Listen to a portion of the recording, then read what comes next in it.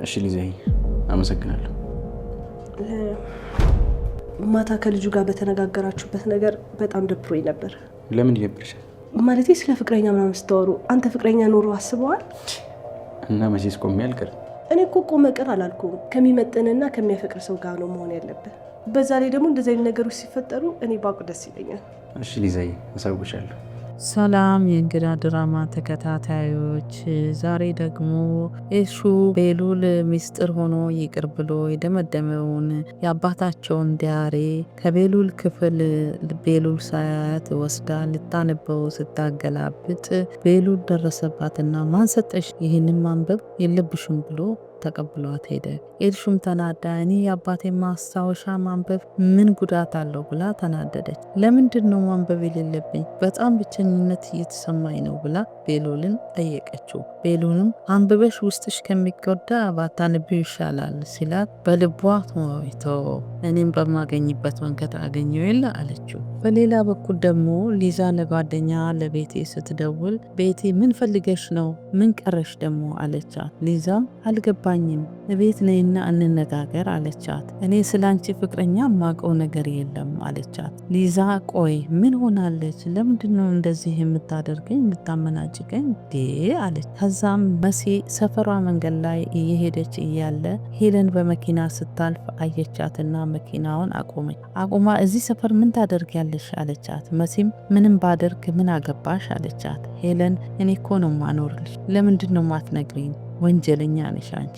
በወንጀልሽ እኔ እድሜ ልክሽን ማሳሰርና እስር ቤት እንድትበሰብሽ ማድረግ እኮ እችላለሁ አለቻት። ለመሆኑ ምን አግኝተሽ ነው እንደዚህ ልብ ልብ የተሰማሽ ብላ ልትመታት ስትል መሲ እጇን ያዘቻትና መንገድ ላይ እኮ ነው ያለሽው፣ ተረጋጊ፣ ምን እየወንሽ ነው አለቻት። ለዚህ ድፍረትሽ አልቅሰሽ ትለምኘኛለሽ አለቻት። እሱን እናያለን ብላ መሲም ወደ መንገዷ ቀን ሄደች። በሌላ በኩል ቤሉል ብቻውን ሳሎን ቆሞ እያለ ሊሳ ከኋላው መጥታ እንዴት ነው ተረጋጋ አለችው። ምን ሆኜ ነበር አለ።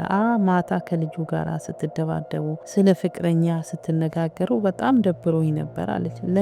ለምንድን ነው የሚደብርሽ ሲላት ከማይመጥን ሰው ጋር ሳይህ ነዋ አለችው። አሁን ልውጣ፣ ቤቱን ልቀቁ የተባልንበት ጊዜ ስለደረሰ ልሄድ ሲላት እኔ አብሬህ እንዳልመጣ ከቤቲ ጋር ተቀጣጠር ያለው ስትለው ችግር የለውም እኔ ብቻዬን እሄዳለሁ አላትና ሄደ። ኤልሹ የቤሉልን ክፍል ቁልፍ ተቀብላ እንድትሰጣት ኑኑን ለመነቻት።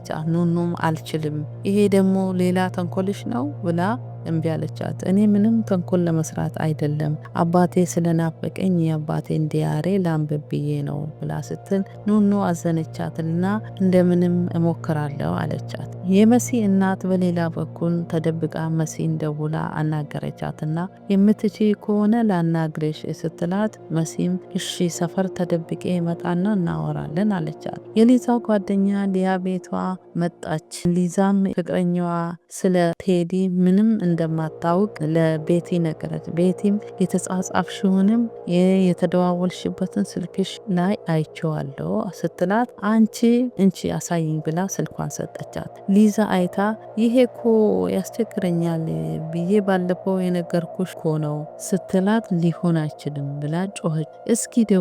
እስኪ ደውይና ልስማ፣ ይሄ በፍጹም ትክክል ያልሆነ ነገር አለ፣ ሊሆን አይችልም ስትል ሊሳ ስትደውል ፍቅረኛዋ ቴዲ ድምጽ ሆኖ ተገኘ። ጮኸችና እያለቀሰች ከቤት ወጥታ ሄደች። በሌላ በኩል ደግሞ መኩ ብቻውን ቆሞ ስለ ሊዛ ሲያስብ እያሰበ እያለ አዱ ገብቶ ማናግርህ ነገር አለ አለው። መኩም ምን ነበረ ብለው ወደ ሀገር መቼ ትሄዳለ? እባክህ የምትሄድ ከሆነ እርዳኝ፣ የጀመርኩት ነገር አለ ሲለው እስቲ የሚሄድ ከሆነ ቀኑን አመቻችቼ እነግርሃለሁ አለው። አዱም በጣም አመሰግናለሁ ብሎ ከክፍሉ ወጣ። የመሲ እናት ከመሲ ጋር ተገናኝተው ተቃቅፈው ከተለቃቀሱ በኋላ ሰው እንዳያየን ከዚህ አካባቢ እንራቅና የሆነ ቦታ ቁጭ ብለን እናውራ ተባብለው ተያይዘው ሄዱ። ቤሉል ሳሎን እያለ ሊዛ መጣች። ቤሉልም ምን እየተፈጠረ ነው? ልጅቷ ምን ሆና ነው ሲላት ተው እባክህ በጣም ከባድ ነገር ነው አለችው። ማለት ሲላት ጓደኛዋ እኔንም ለሷም ለኔም እየደወለ ሁለታችንንም ያናግረናል አለችው። ይህንን እያለ አዱ ኤልሹ ክፍል ገብቶ ሊያግባባት ቢሞክርም ኤልሹ ግን ውጣልኝ ብላ የእሱን ሀሳብ አልተቀበለችውም። በሌላ በኩል ቤሉል ምን ሆና ነው ባች ጓደኛሽ ብሎ ሲጠይቃት የቤቲ ፍቅረኛ ሁለታችንንም ያዋራል ስትለው ፎቶ አለሽ ሲላት ስልኩ አለኝ ብላ ስልኩ ሰጠችው። ኤልሹና አዱ ስላልተግባቡ ኤልሹ አዱን ከክፍሏ ካስወጣችው በኋላ እንደዚህ ያደረግኩት ምን ሆኜ ነው ብላ እየተጸጸተች እያለ ነው ይሄ ክፍል እየተጠናቀቀው። ውዶቼ ስለመረጣችሁን አመሰግናለሁ። ኮሜንታችሁን ከስር ጻፉልኝ። ቻው